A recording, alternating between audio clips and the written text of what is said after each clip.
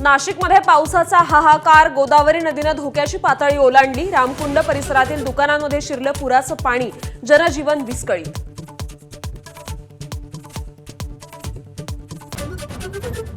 महापुराच्या विळख्यात सापडलेल्या मराठवाड्यातल्या अनेक जिल्ह्यांना पुन्हा पावसाचा तडाखा।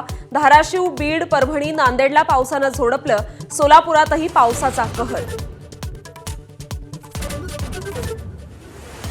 संभाजीनगर जिल्ह्यात पावसाचं थैमान, अनेक भागातील घरात आणि सोसायट्यांमध्ये शिरलं पाणी। अनेक कंपन्यांमध्ये पाणी शिरल्यानं कोट्यवधींचं नुकसान।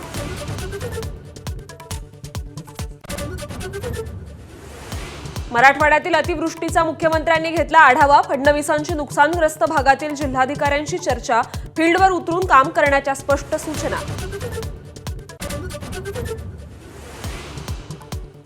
मुंबई, रायगड, पालघर, ठाण्यासाठी रेड अलर्ट। उत्तर महाराष्ट्रातही जोरदार पावसाची शक्यता। हवामान विभागाचा अंदाज, मराठवाड्यात पूर परिस्थितीमुळे अडचणींचा सामना।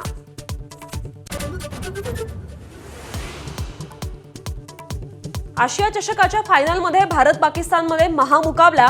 आशिया कपमध्ये 41 वर्षांनी दोन्ही संघ आमने-सामने। दुबईच्या मैदानावर हाय व्होल्टेज लढत।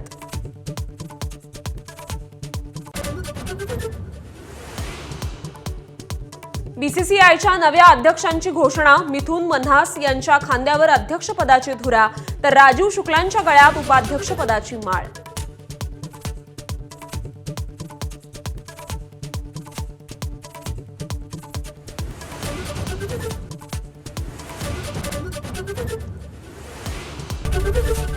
एबीपी माझा, उघडा डोळे बघा नीट।